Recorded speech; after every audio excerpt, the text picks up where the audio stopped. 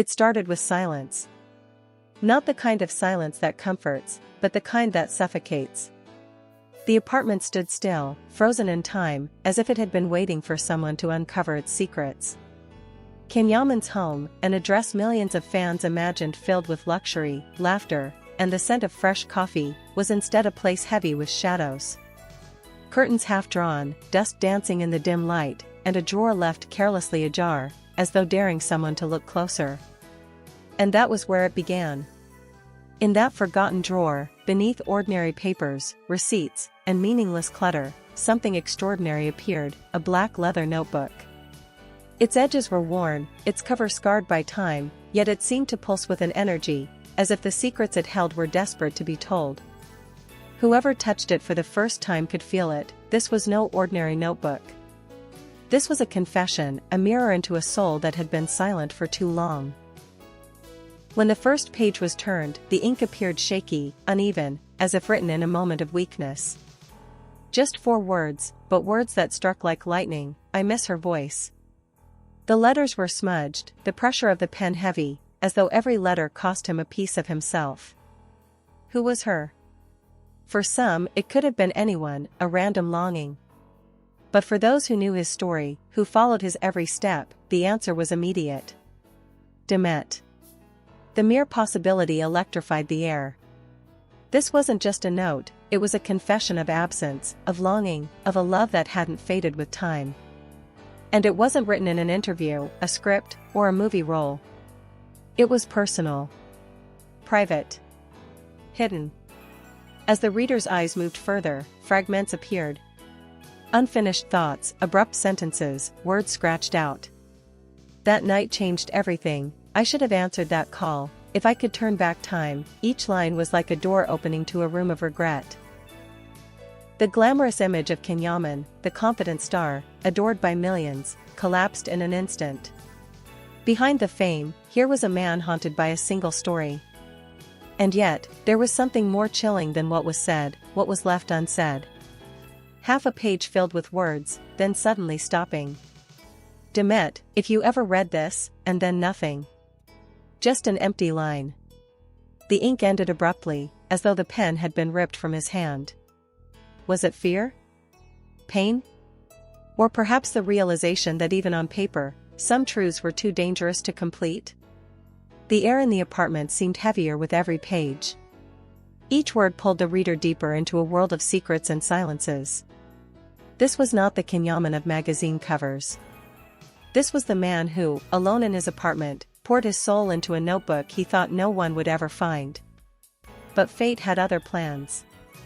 And as the pages turned, one truth became undeniable: this was not just a notebook. This was the key to understanding everything. The love, the loss, and the silence that had followed him for years. The question now was simple, yet terrifying: what else was hidden in those pages? The second section of the notebook didn't start with a date, or a place, or even a title. It began mid-thought, as if the writer had opened the book in the middle of a storm and just let the rain hit the page. The first line read, "If I could rewind one sound in my life, it would be the ring." Then a short dash. Then another sentence, darker, pressed into the paper so hard the page beneath it bore the scar. Her name lit up my screen, and I froze. There it was, the moment. Not a fight in a hallway, not a dramatic exit in front of cameras, not a public scandal. A ring. A ring that should have been answered. The notebook didn't say missed call, it said I let it ring.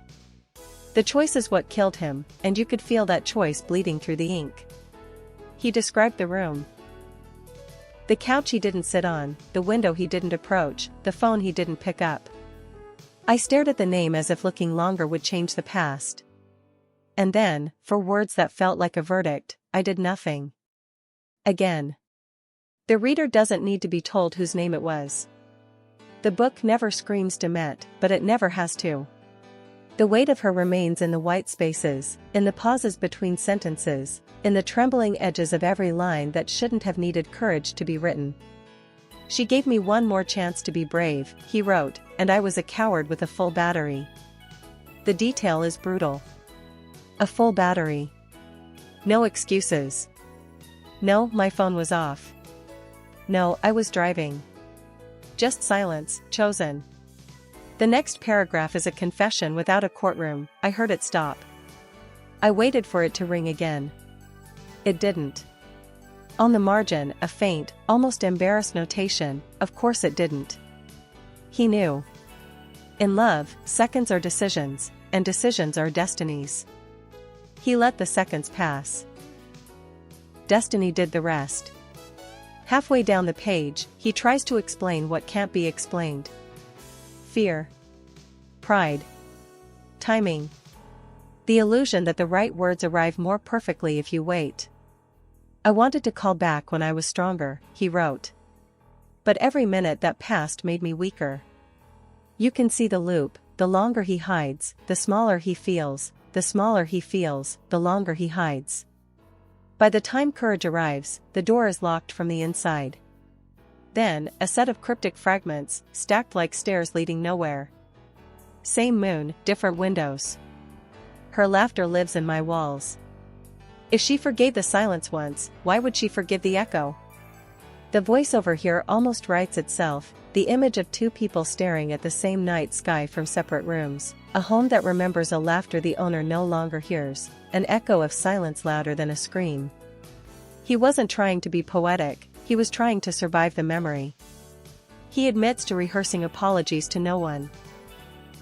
I said I'm sorry to the air until the air refused to answer. He talks about unlocking the phone, typing her name, deleting it, typing it again. He writes 3 versions of a message he never sends. I panicked. I'm at the door. Please call me again. Next to the third, a single letter, circled, C. Is it the start of Can? Is it a reminder to call? Or is it just a hand that couldn't finish the word chance? The ambiguity is the point. The notebook never gives comfort, it gives questions.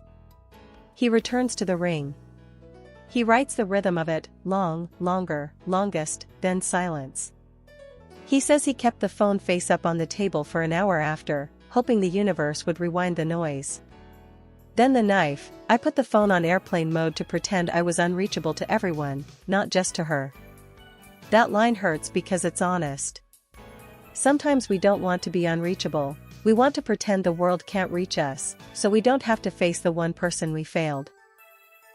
The final lines of the page are almost too calm, like the sea after a storm. There are 2 kinds of mistakes, he writes.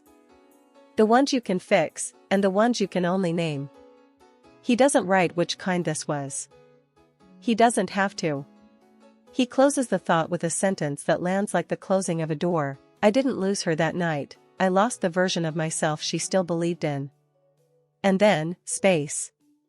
White, unmarked space. The kind of empty that feels heavy. The kind that makes you turn the page faster, even though you're not sure you're ready for what comes next. The next pages of the notebook shift in tone. Where the first entries bleed with regret and silence, these are filled with sketches of a life imagined but never lived. The handwriting is softer, the sentences longer, almost like lullabies written for someone who was never there to hear them. The pain remains, but it's dressed in hope that could only exist in his mind. The very first line of this section reads, I pictured her by the window, holding a baby in her arms, and for a moment, everything felt possible. The words tremble with longing. The image is ordinary, even simple, yet coming from a man whose life was anything but ordinary, it reads like a miracle he once believed could happen. He describes the sound of small feet running on the wooden floors, the laughter of a child that echoed louder than applause, and the way Demet's eyes would soften in the glow of morning light. But immediately after those images, a dark note appears in the margin, and then I woke up. 3 words that stab through the dream like a knife. This is the rhythm of these pages, hope painted in vivid colors, followed by the cruel gray of reality. It is not the fantasy of an actor performing a role. It is the fantasy of a man trying to rewrite the chapters of his life with ink instead of time. He writes about dinners that never happened. I imagined her sitting across from me, listening, laughing. I poured the wine but the glass stayed empty. He writes about trips they never took. Paris, Rome, Istanbul, we walked those streets in my head until my shoes wore out. And he writes about nights that ended before they began. I left the candle burning on the table as if she might still walk in. The notebook becomes a theater of ghosts. Every page holds a scene that could have existed, every paragraph a memory that never was. And yet, for the reader, it feels real. You can almost hear her laugh, see the baby smile, feel the warmth of a dinner that never happened. That is the cruelty of dreams, they let you live what life denied. But then the pages turn, and something shifts. The handwriting grows hurried, uneven, as if he was no longer in control of what poured out of him. One unfinished line after another. Demet, if you ever knew. I wanted to tell you before. That night at the hotel. All of them broken, cut short, abandoned mid-breath. It is as if his courage collapsed between pen strokes. The most revealing truths dangle in the silence, leaving the reader desperate to know what followed. Did he mean to confess something about the night that ended everything? Did he mean to admit what no interview, no friend, no fan had ever been told? The notebook teases, then retreats, like a flame flickering before darkness. One particularly haunting page has only 2 sentences. I loved her too much to say it. I feared her too much to lose her. Then, below it, a line drawn across the page, as though he tried to erase the thought but couldn't. The contradiction is painfully human, love so strong it turns into fear, fear so strong it destroys the love. The margin of another page shows a single question mark circled again and again until the paper nearly tore. No words, just the question, repeated like a heartbeat that never found its answer. What was he asking himself? Was it whether to call her? Whether to fight for her? Whether she still loved him? The absence of words is louder than any confession. As this section closes, the final fragment before the ink runs out reads, I still see her when I close my eyes, and every time I do, I wonder if she ever sees me too. It's not an ending, it's a wound, left open, bleeding across the page. And with that, the dreams collapse into silence once more, leaving only the sound of pages turning, and the question of what secrets might still wait in the final chapters of the notebook. The last section of the notebook doesn't waste time. The handwriting changes, no longer shaky or poetic, but sharp, deliberate, like every word was carved into the page with purpose. It feels as if Can had reached a breaking point, where silence was no longer possible. These weren't notes written in passing, they were final confessions, meant to carry the weight of everything he couldn't say out loud. The first page of this section is simple, yet devastating. I should have run after her. Nothing more, nothing less. A sentence that says everything. He doesn't describe the night, the street, or the look in her eyes, just the truth that action was needed, and he failed to act.